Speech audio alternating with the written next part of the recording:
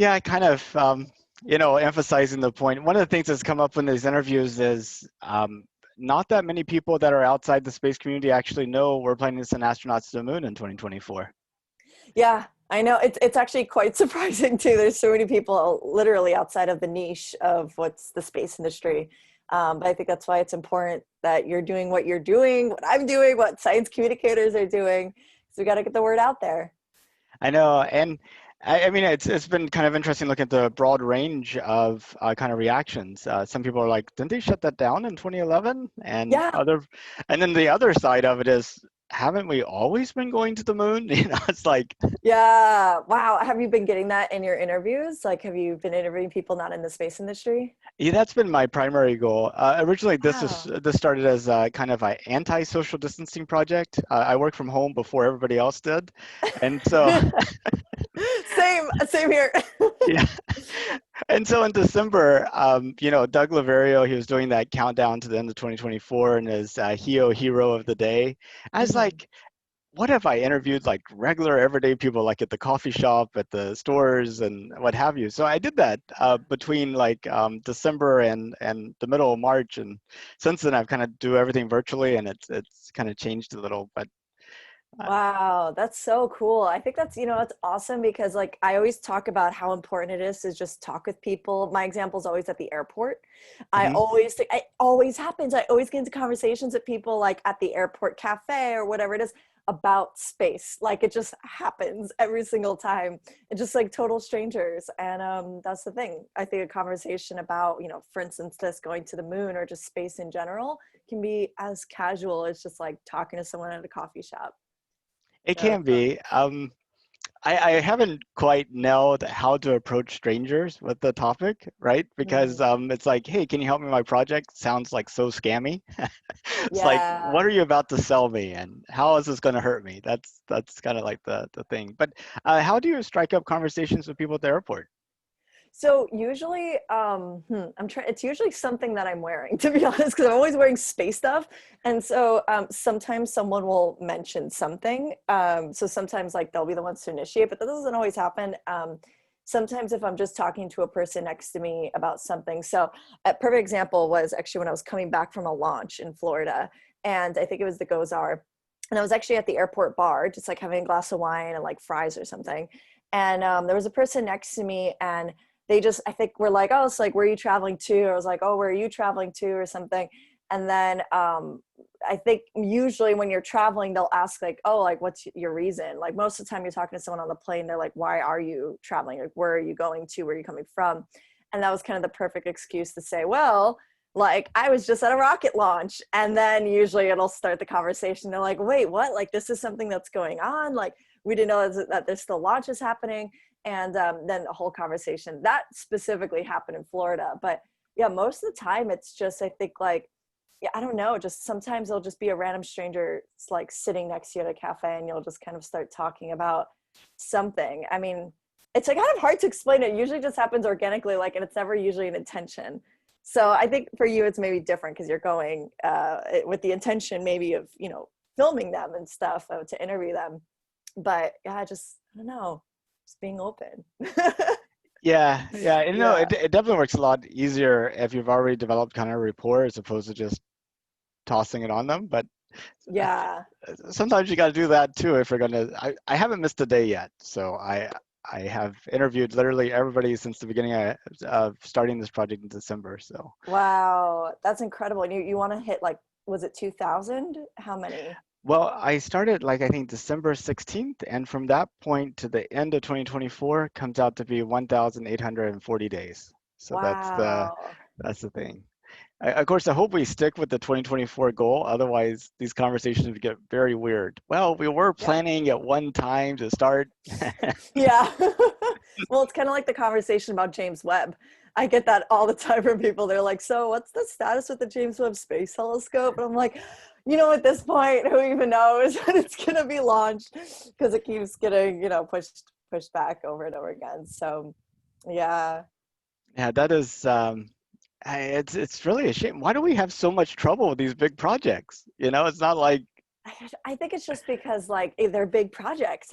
They're huge. And so there's so many variables that go into it. There's so many different researchers, departments, companies that all contribute. Especially James Webb is an international-based telescope, and so although it's predominantly built through NASA, there's so many other components that go into it through like other like countries. I actually interviewed a woman from Argentina who she was like one of the lead scientists for the structural design of I think it was of the mirrors that like contract. So it's gonna be when it's actually in the payload, it's gonna be like this, and then eventually it's gonna expand once it's in space. And this was years ago. It was like right when I was starting up doing SciComm stuff, and I interviewed her at the Intrepid Museum in New York.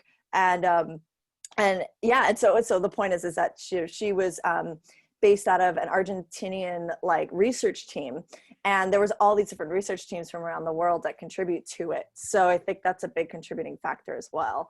So yeah, it's I think I I don't know, just there's so much. I just wonder if we're potentially, with the length of the project and people moving on in careers and retiring, and kind of like knowledge being less Hmm. fresh.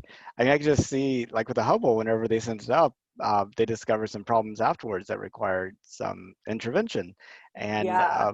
one of these scientists have and engineers have kind of lost touch with the James Webb, and uh, they're not able to kind of troubleshoot those problems like they would have been. Yeah, it's actually a really interesting point thinking about, the bulk of scientists that are like close to retirement now that will already have reached retirement, say for instance, going to the moon in 2024. Like, although that's only in a few years from now, you still look at like, far along research for like maybe spacecraft that have just been launched, looking at the Juno mission at Jupiter. There's so many missions I think that they really span multiple career timelines, multiple people, like all of their careers, their timelines. And then once they've retired, it's like, there's still a continuation of generations that have to get passed down of researchers. So yeah, that's such a good point about that as well. That's so interesting. But yeah. Well, I know we kind of jumped into the discussion, but maybe it'd be good Yeah. for you to introduce yourself a little. Yeah, definitely. I know. I love that we just like went right on it, which is awesome. So my name's Athena Brensberger. A lot of people call me Astro Athens. That's because of the platform that I created, mainly through social media, YouTube, Instagram, just based around science communication, really focused on astrophysics. I went to school for astrophysics, was doing some research on protoplanetary disks, which are like the early formations of like solar systems like ours. And it was just, I just like fell in love with communicating it rather than conducting it. So I decided to pursue the possibility of actually becoming more of a communicator, having like hosting skills, went into acting and modeling and all that stuff to really learn how to speak to people outside of the science industry. Because, people in the science industry love this stuff. They're always going to love this stuff, I believe, I mean, they're in it. But there's people outside of that I think, just like what you said, I think it's really important to speak with. And so I've built this whole platform around making really digestible, fun, awesome, funky content, DIY videos on TikTok, and longer format videos on YouTube. And it's just become such a huge passion of mine. So that's what I do now. That type of stuff. And do you have maybe some stories to share about people who were not really interested in science or space and who saw your content and now they're like hooked and they're like, part of the community? Yeah. Oh my gosh. From like personal connections to total strangers that have emailed me. I mean, I love when I get messages or emails from students or yeah, usually students who were like, I didn't know if I'd be able to pursue astrophysics just because like I'm really bad at math. It's super difficult. And then I tell them like, hey, I was in remedial algebra until like college. And I'm like, but I really pushed through it. I had a mentor who believed in me. I really like went full force into it and pushed through it. And I think I've definitely seen transformations like in that sense. So I've gotten messages from students who are just like, I decided to go on into it because we've seen your content, we've learned from you, we think we can do it. And then I have like a close friend of mine who's like a fashion blogger. We met each other through modeling, and she is just like full on, like super into like NASA now. She follows all the launches. she's like on top. She'll send me news and like she'll like send me like links and everything. And she's like, hey, did you see this? Like, isn't this awesome? This like new like form of using like molecules found like on Mars to make fuel for like future rocket missions. And I'm just like, I love this. Like, this is just awesome. And so yeah, it's I've definitely seen that happen quite a few times. Just yeah, with my own personal friends and total strangers. That's really neat. What's like the most difficult concept for people to understand that you talk about? Like, yeah, I mean, like for example, for me, it's weightlessness. You know, invariably, you talk to people about weightlessness, and their mind goes to zero G, and they're like, "Oh, there's no gravity in space," and they think being in space makes you not experience like there's no gravity in space. That's a common misconception I've run into. I was curious in kind of like Mm. an example that you've come across. Yeah, that's a great example, actually. I don't really discuss that too much, like with people to really gauge their reaction. I sort of just usually talk about it, saying like, "Oh, like maybe we can create artificial gravity," and they're like, "What?" And so, yeah, I'm gonna be more noticeable of that. Usually, it's quantum mechanics, and that's well, for one, I'm not like a particle physicist or like a quantum physicist. I don't study theoretical physics, but I really, really love it, and I research it so much just on my own. And so I decided to chat with people, open the conversation, and it's I think the most difficult to comprehend because I mean, no one really can fully comprehend, I think, quantum mechanics, to be honest. And I mean, there was a quote specifically from, I think it was Richard Feynman, who said, like, if you think you understand quantum mechanics, you really don't understand quantum mechanics. And it's so relevant. I want to double check if it's Richard Feynman, but it's so relevant because, you know, it's something that is just so like, it doesn't follow any of the rules of fundamental physics of how we say like life exists in, like, say, the macro world, you and me, all this other big stuff, and then the cosmological scale, teeny tiny particles have two positions at once, superposition, what? So that is just such a mind-blowing concept that I think it's really tough, I think, for people to wrap their heads around. One specific video I did on TikTok actually is on Stephen Hawking's no boundary proposal. And the reason I did that video was I've got a lot of people saying, like, you know, biology is biology and astronomy is astronomy. This shouldn't be combined. And I'm like, we need to stop fragmenting science. Like, having a fragmented system in just science in general is not how nature works. It's all intertwined. And so I wanted to put a perfect example of, you know, cosmological physics compared to quantum physics and quantum mechanics, and the no boundary proposal by Stephen Hawking really directly merges those two.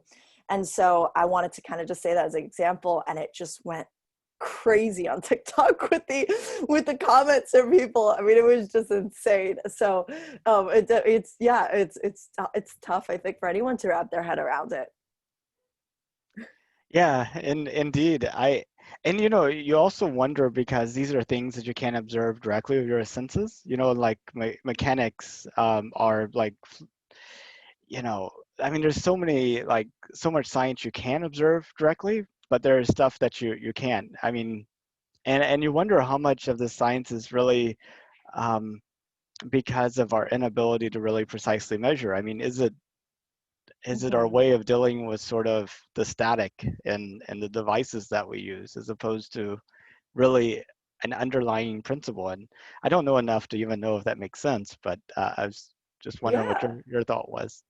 Yeah, no, you're completely right about that. It's, you know, an observational science versus a math, you know, really just mathematically based, until an observation can truly be made. And I think that that's probably a big thing with quantum mechanics, that it's hard for a lot of people to wrap their head around, because you can't really like have an average person sort of just, I guess, directly observe. Oh, well, I guess, I mean, this is why I did an experiment, the double slit experiment with a laser pointer, because it shows how when you split a laser beam, it actually acts both as a particle and a wave. When you're putting the two slits there, it actually allows for light to pass through, and it's concentrated in one area, showing that it's acting as a particle, but then it gets really spread out where it's acting like a wave. So there are, I guess, some ways or implications that you'd be able to observe this type of phenomenon, but For like the average person, I think most of the time we're not always aware of it. So yeah, I definitely agree with you on that point, saying that it's something that it's just so, yeah, it's not always like directly tangible, which is ironic because, quantum computing exists, and like in our phones, it allows for certain like, behavior to occur.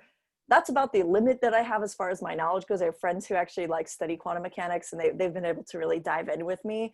Um, which I should totally have you interview them. Actually, I'll definitely connect you to them after this. One of them is Fernanda, and the other one is Sophie Nasser, known as the Astro Party Girl. But and I can talk with them for hours about this stuff. So yeah, I mean, yeah, I can imagine what their views would be on this, about like trying to really formulate an actual tangible scale in front of you. But that's why the Large Hadron Collider is so important. Doing experiments like that, or detecting gravitational waves through LIGO. So yeah, I which are know. awesome. Yeah. And it's kind of funny. Electromagnetism, it kind of went through the ability to detect and then the ability to actually create signals. I just wondering if, as we start expanding out into the solar system and start observing, uh, you know, physics and things from different perspectives, if it would help us take off some of our maybe our intellectual blinders, and Yeah. things that were looked to be impossible or we don't even think about now suddenly become obvious. Uh, Like Venus. like We Venus, yeah. completely outruled Venus as a possibility of life. And right now, there's a possibility, finding phosphine gas on Venus. Yeah, it could be possibly that, I don't know, it's happening from some type of geological activity that we weren't aware of. Or there might be some type of like microbe extremophile type of thing that's there that might be releasing it, that's in the atmosphere of Venus. But it's exciting because like I said, we completely outruled Venus. Like we haven't had a mission to Venus in years, and now there's gonna be a mission there. I think they're talking about, I don't know if they really put it set in stone just yet, but that's so exciting. And yeah, like you said, is just also gives our idea of what life really is, and can life exist elsewhere that doesn't follow the rules that would require life to exist here on Earth.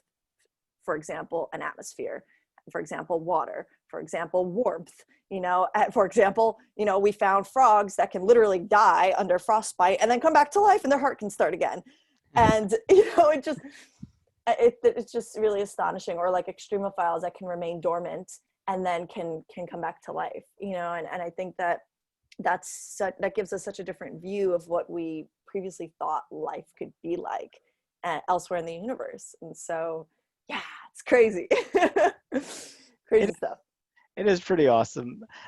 So kind of talking again about 2024 and the fact that not many people know about it. Um, why do you think that is? I mean, why don't a lot of people know that we're going to the moon in 2024? And do you have any concerns about that, or you think that's just maybe natural at this point? I don't think it's necessarily natural. I think that the popularity of space science is starting to be regained. When the space era was really happening, right when like the Cold War happened, it's the launch of Sputnik through the Soviet Union, which then like spawns like huge interest in the U.S. and just, but we need to accelerate the NASA program, which actually NASA's birthday was October 1st, so a few days ago. I think that when the space shuttle program had ended, there wasn't so much in the media about like this talk around space. And I think that I do see it evolving. And the reason I say that is just like, being kind of this like social media person that I am, like I'm finding out about so many new brands that are specifically creating space inspired collections, like whether it's like this, a cell phone case or like a jacket and stuff. And I don't know if you remember, but like 10 years ago, it was very difficult to find just like a NASA t-shirt unless you literally went to like, a specific, like the space agency, not just NASA, but really any type of space clothing. Like maybe you could find a t-shirt that someone printed some logo on, or like, looking at also international collaborations. Like Ariane Space, or looking at JAXA, or looking at Roscosmos, a lot of that stuff, it was like there wasn't really merchandise around it. And so if it's not trendy amongst like the youth or most of the people, they're not really going to know about it. And so once I started seeing more like teenagers wearing the NASA meatball, and just like people wearing stuff about like, forget Earth, I want to go to Mars, which I don't really agree with, but I think it's pretty funny. Once we started seeing more of that trending, that's when I think more of the conversation started happening around space science. And so, like the example I mentioned earlier, me being at the airport and wearing a space emblem of some sort started a conversation way back when. But now you see a lot of people wearing space stuff, the flight jackets and all these different things. And so that, unfortunately, the conversation I don't think would start as quickly, but also I think it's becoming more trendy. So I'm hoping we're going to see more of more people being aware that we're going to the moon in 2024. I do think more people are starting to find out, hopefully. But I think the reason maybe a lot of people just don't is just because, yeah, like there wasn't so much in the news about it. I think a lot of people know now about SpaceX, from the launch of the Roadster in space and seeing Starman. I mean, that like it was literally breaking news, and it spawned so many new young scientists to want to say, hey, I can see myself doing that. I want to be that person in that car in space, and I think that really was a huge important marketing tactic. A lot of people kind of like talk about Elon and saying like, oh, that was dumb. And it's like, no, it wasn't. It painted an image of seeing humanity in space orbiting between Earth and Mars in a Tesla Roadster. Like, come on. I think that's totally worth the budget of what was put into that mission. I think that's extraordinary. Think about how many companies put so much money into their marketing budget just to advertise what they're doing. This is advertising all of humanity being a space-faring civilization. So to me, I think that was great. I think we need more of that. And so I think that's why maybe a lot of people are now hopefully learning about going to the moon in 2024, but a lot of people didn't, because there wasn't as much trendy news coverage, I would say, about it.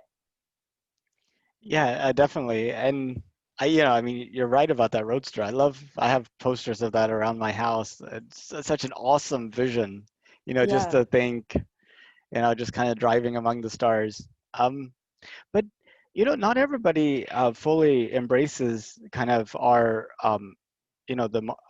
going to the moon and sending astronauts into space and things like that.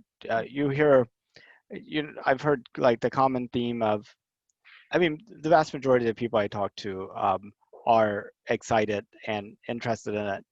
Um, so I don't want to say that, like everybody I talk to is bringing up these issues, but there's some people have about, what about poverty and global climate change, and now we have the pandemic and all these things, and um, just kind of how do you kind of put this in perspective for them to actually show them the value of space. And do you think those are like real considerations that are part, or these are just people that just don't like space and they'll toss in any issue in place Yeah. of it?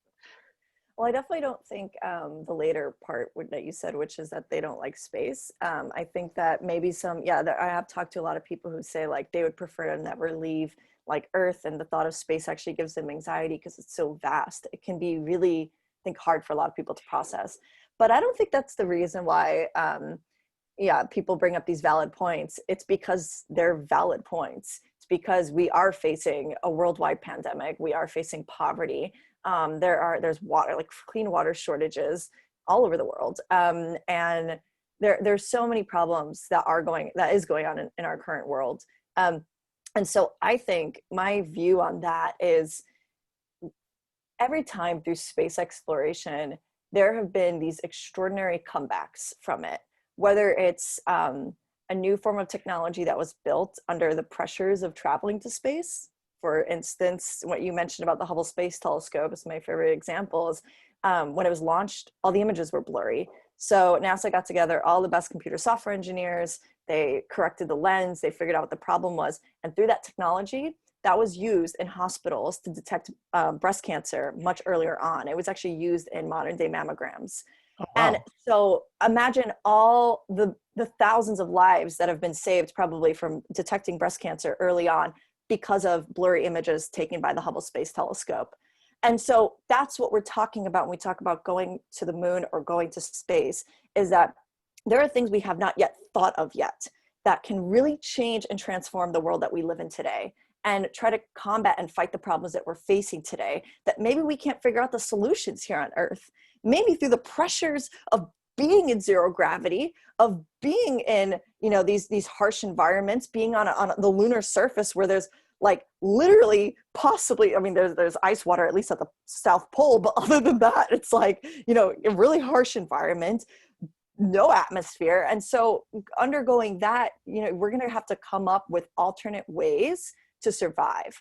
And through that, the technology that's probably going to be built is going to enhance ourselves here on Earth. And I just love your background, like looking at it, I'm just like seeing, like, imagine things building here on the moon that are going to just be so innovative that we're going to be able to use that same technology to combat certain things on Earth.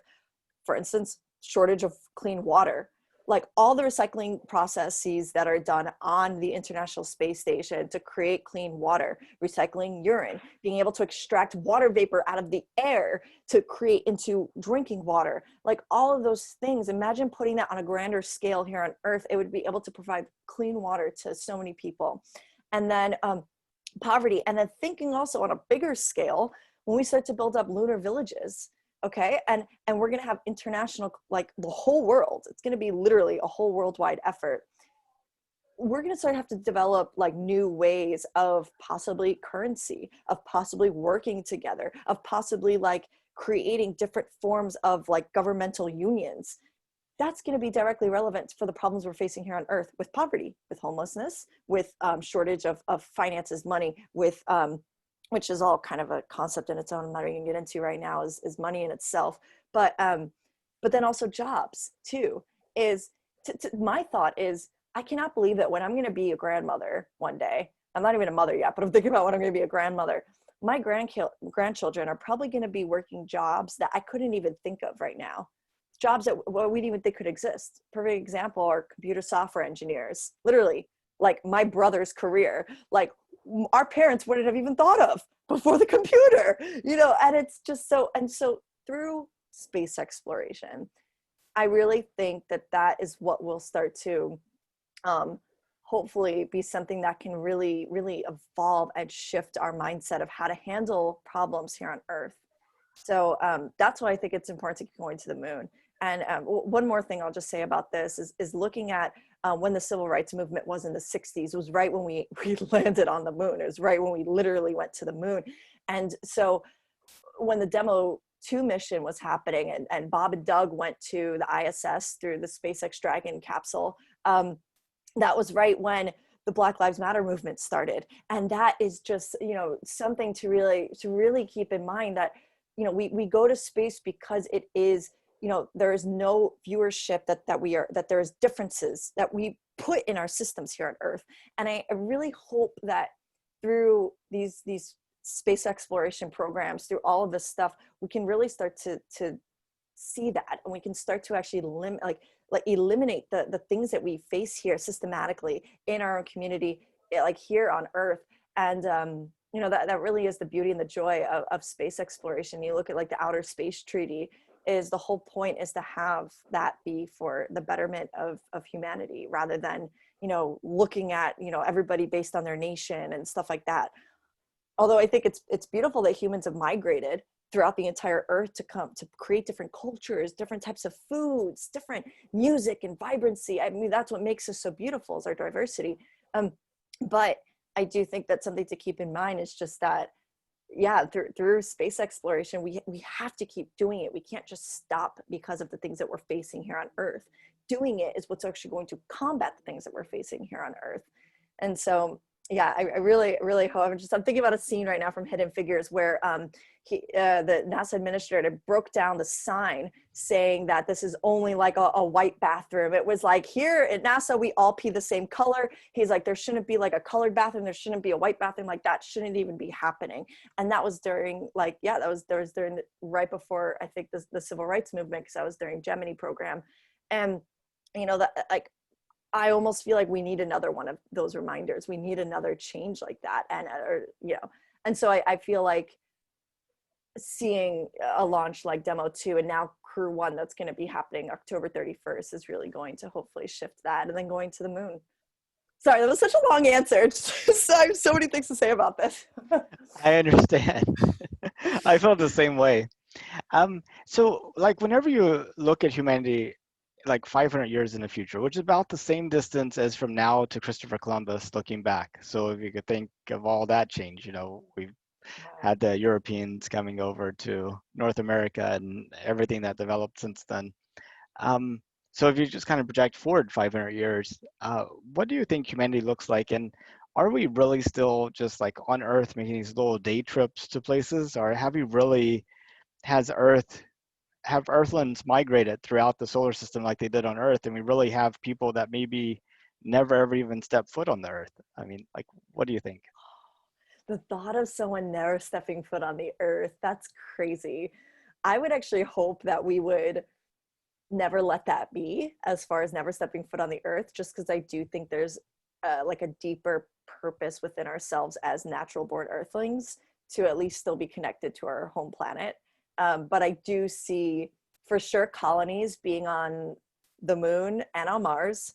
I'm not sure about other planets just yet, but I definitely do see like having full on villages, cities built there. Definitely orbiting space stations around these celestial bodies. I definitely see. Let me see. It's quite tough because it's like I see like such a beautiful paradise, but then it's also like that's just my hopeful thinking.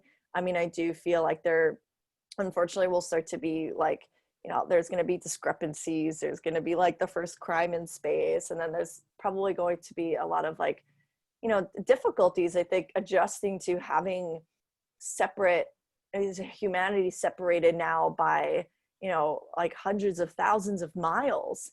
So like I here on earth we're separated by a few thousand miles and we fight with each other like different nations, but we're going to be on a different planet. And so I'm just really hoping that it won't be so. Yeah, I hope there won't be any war that will break out, but I do feel like there may be some issues. But I do see an advanced civilization. Um, I definitely see self-driving cars on Earth, and I see like space hotels for sure. Like you mentioned, day trips I think would still be happening. I think that that's just something we should always have, road trips, stuff like that, kind of the old-fashioned nostalgia.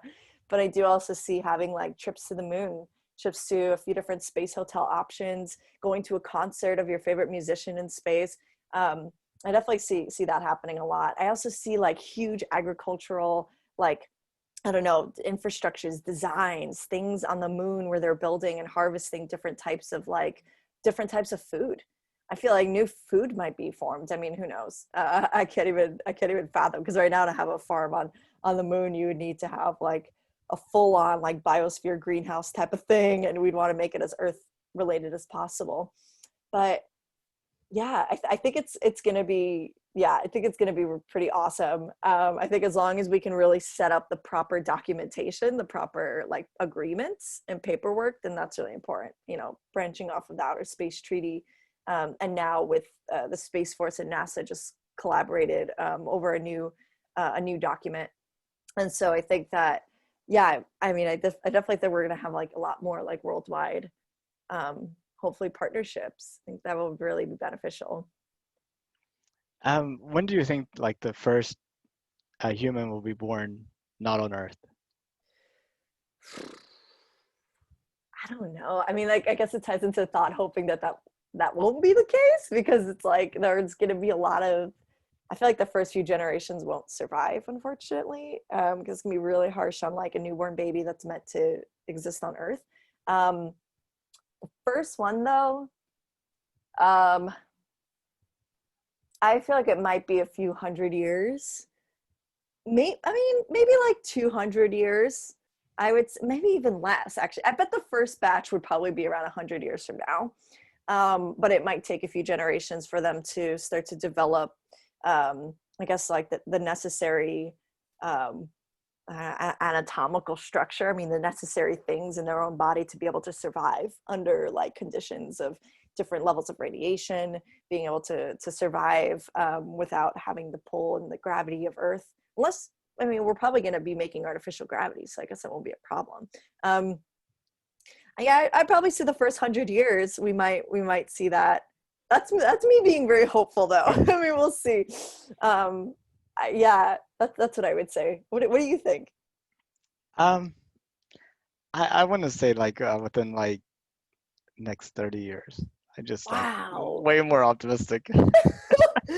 that's crazy. 30 years. I Oh, mean, because geez. I'm like thinking, Elon is really going gangbusters with the Starship.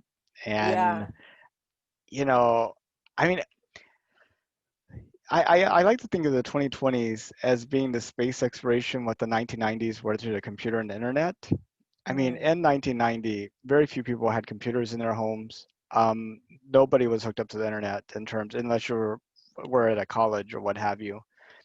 Uh, you would probably have more trouble explaining to people what email was than you would zero G, and yeah. all these things. And then by 2000, everybody has email. All major companies have websites. We're ordering our books online. We're talking about how do we get wireless connections, And I feel Mhm. like we're about to go through that same sort of shift in the 2020s with space exploration, where now, it seems only accessible to like the very wealthy. We're doing very little in space. But, the Starship comes along, you know, if you're able to launch that even just one time per day and reuse it, and you're producing just one additional per week, I mean, the cumulative value of that, I mean, even right now, I think in the past month we've had like 10 launches to Yeah. space, and 10 years ago, I think it would have been like one or two, probably. So uh, I feel like we're just at the point where things are really about to accelerate in a kind of unpredictable, crazy way. And um, I think you really could have significant people living off planet in the next 10 years. And then, Wow. after that, they're just making their lives where they are. And, you know, I'd be there. I mean, that's what I'm thinking. I will see. Yeah. Oh, that's just so, yeah, because like the first thing you think about is how many companies like right now are able to develop their own CubeSat and or their own small sat and be able to launch out to space and maybe even medium satellite. I'm not sure. Maybe some of them make a bigger satellite, but the point is like so many of them are making satellites and launching, and it's quite it's quite accessible. And so to think about how many of those companies are going to be able to build their own lunar base in the next 5 to 10 years, 10 to 20 years, I mean, I think, yeah, you're right. As soon as we start to see that spaceships are going to be launching as often as airplanes are taking off, we're going to be able to like, oh, okay, I want to find a way to build my own dome. Let's do it. Like send up the supplies. Let's make this happen. And boom. And then have robots building their own thing. And so, yeah, you're right. I mean, I feel like the second people start to see it's probable, I think a lot of companies are gonna like right away want to start building up their own domes on the moon, and then eventually Mars. And once you got domes there, once you got plant life, once you got oxygen, there's no reason not to go. Yourself as a human being, and I certainly see that. That's just crazy. Like I think this is the first time it's like really kind of processing in my head of how probable it's going to be to be sooner than the timeline I had originally estimated. That's crazy. Oh man.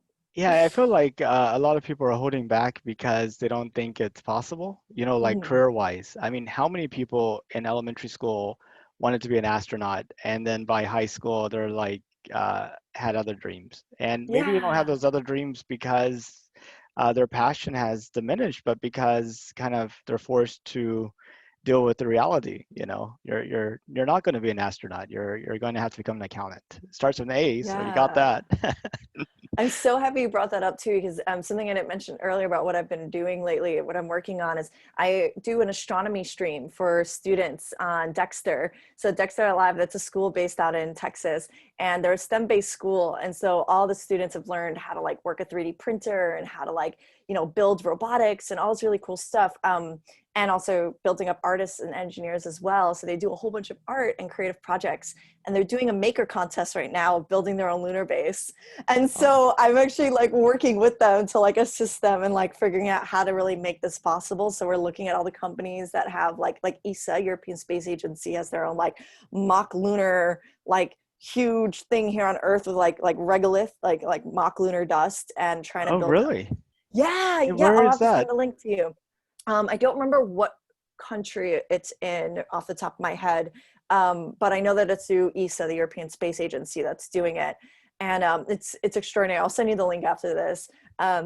But so there's so many companies that are already working on this, and so to work with these students, I mean, their ages between, I think it's like 7 years old to 16, and seeing them saying like, this is going to happen, like I'm going to be an astrophysicist, or I'm going to be an astronaut, I believe in myself. And it's exactly what you just said, holding on to that belief and that passion that they can do it, that this is an actual career, and that this is not more than probable. It's required. We're literally, as humanity, is going to be like requiring people to be astronauts. Like we're going to be like, we need astronauts. Like we need people to be trained in this.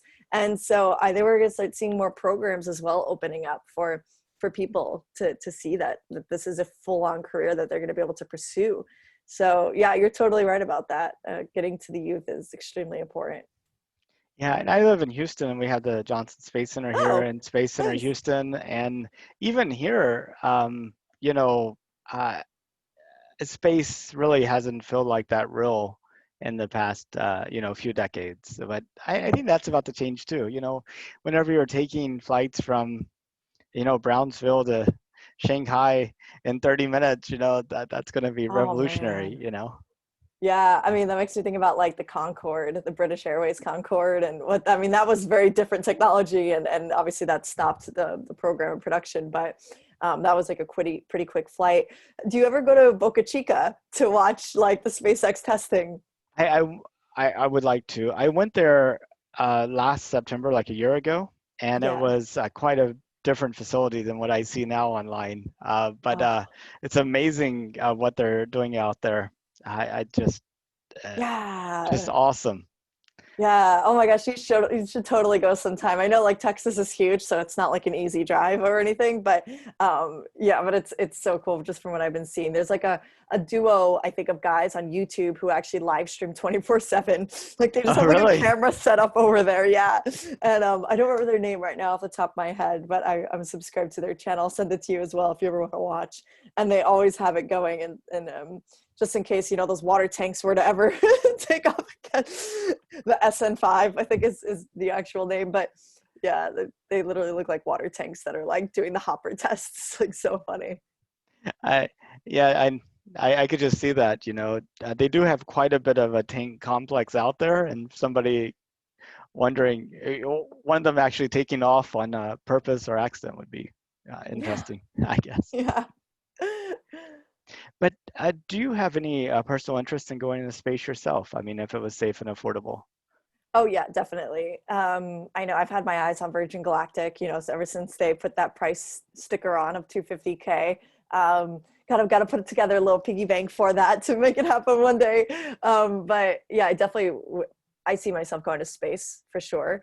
I know I'm going to space. Actually, I'm going to correct that. I say it all the time. Like I know it's going to happen. Um, don't know how old I'll be, but I certainly I know I can like feel it. Like I've literally have visioned it. I've seen it. I know it's going to happen. Like it's so crazy when you have such a powerful vision for something, and you just literally make your whole life about making that purpose come true. And it's been the journey I've been on for the past few years, and it's just been extraordinary. So I see that happening. I think it's just important. I think it's not even just this whole, like some people who don't want to go to space are like, well, why would you ever want to go? Like they might see it as kind of like this whole idea of like running away from Earth and looking for planet B, but that's not the reason. It's like there's just this like total effect, I think, that just goes through you. It's like such a transformation. And I think that if there's anything we could ever experience in life that's just so beyond extraordinary, it would be to like yeah, like go to the one thing that is ever expanding, at least right now, based on the Hubble constant. That's just where we all came from, just to experience that. I think that it's just so, it defines what being human is. So yeah, I'd go for sure. How far would you go? Just like suborbital, or maybe spend a week in orbit, or go to the moon for a couple of weeks, or spend a few years to go to Mars, or would you consider immigrating and never come back? I don't know about immigrating actually, because I definitely would want to have like a full family on Earth. Maybe way after I've had kids and I'm like in my late 80s and I've had grandkids and everything, I'll be like, yeah, I'm gonna move to the moon. Bye, guys. But I definitely see everything else that you mentioned. Definitely orbiting for a few weeks beyond suborbital, going to the lunar surface, going to Mars for sure. I would definitely train myself to sustain um, like yeah a full 18-month trip for sure. So yeah, I would definitely do that. I think that it's yeah, I feel like why not? It's just like so many things that I think I've just kind of done in life. I'm usually always just like, well, why not do it? Like, test it out. If it doesn't work, just do something else, and maybe that's kind of crazy to say because your life is on the line. But I feel like, if I really lived such a fulfilled, extremely like beautiful life, I'm willing to risk it for sure. Like I would definitely go. And so yeah, so as far as like moving would go, I would do that like probably way after I'm like from like a grandma and they still can let grandmas travel. I would definitely do that.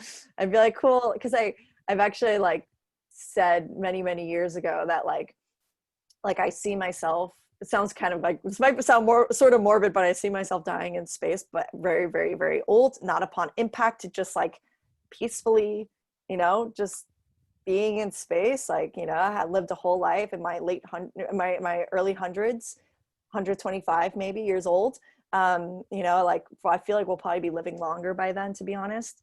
Um, and yeah, just in space, chilling in my spacesuit, like, what up?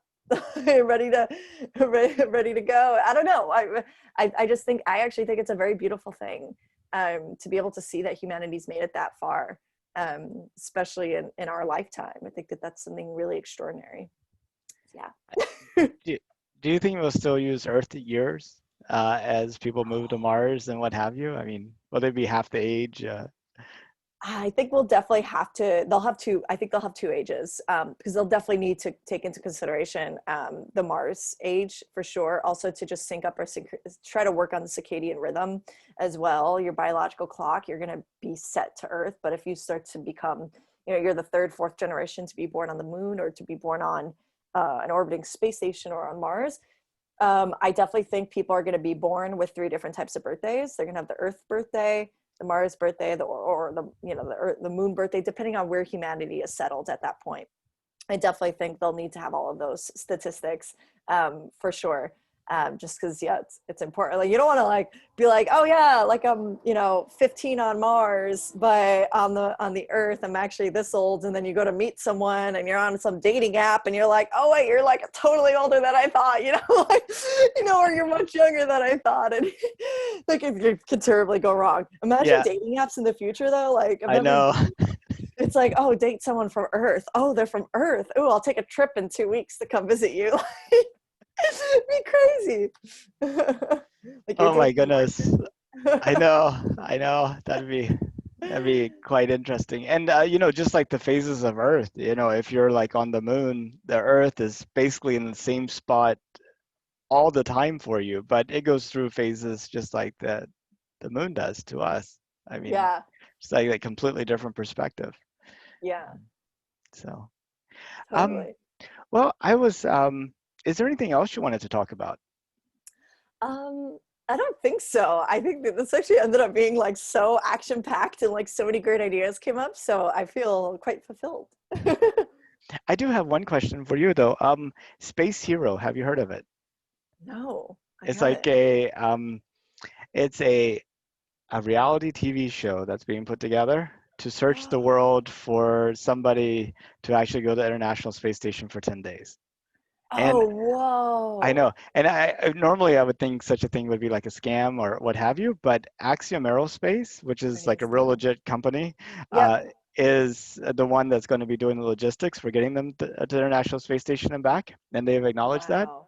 And Moribah Jah, who's a astrodynamicist at the University of Texas in Austin. He's one of their Mhm. spokespeople, and he spoke at our last month's North Houston Space Society What's meeting. his name? Moribah Jah, Morabaja. M Wow. O Okay. R I B A, and then last name Jah.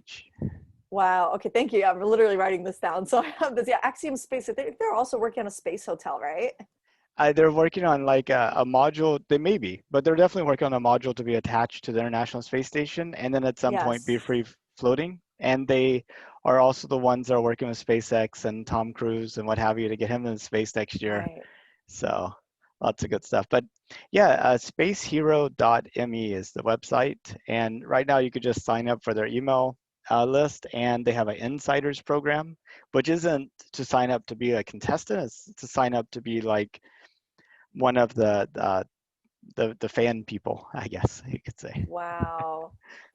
That is so, that's just like so funny. I think there are so many coincidences that you just mentioned. One is like University of Texas, Austin. I was actually just looking at that university about going back to finish actually my astrophysics degree. So it's really funny Okay. that you brought that up. I literally just reached out to them last week. So that's quite funny. So I'm gonna look up the person you mentioned, and be like, hey, so we happen to be on the same interview. But that's extraordinary. I didn't know that they're doing a reality show to pick someone to go for 10 days. I will definitely sign up for that.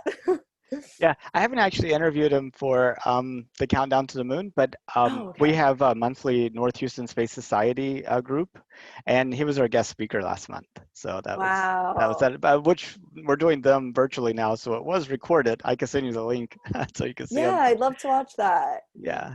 That's so awesome. Wow. Yeah, if I'm ever down in Texas, I'll definitely let you know and say hello. I have some friends that actually are, I think, working out of Houston. That's where the communications is now for like outreach, I believe. So that's where they are.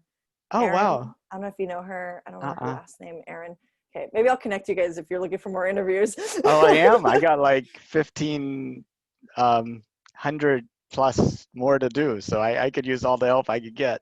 Amazing. Okay, yeah, I'll definitely connect you guys then. Awesome. Well, thank you so much for your time, and it was so good to connect with you, and look forward to staying in touch. Yeah, thank you, Nathan. Hopefully I'll see you on the moon. Yeah, definitely. I keep telling my nephews that I plan to move to the moon, and this is really going to be what it looks like from my house. They're Oh, they're probably so excited. What do they say? they're very skeptical.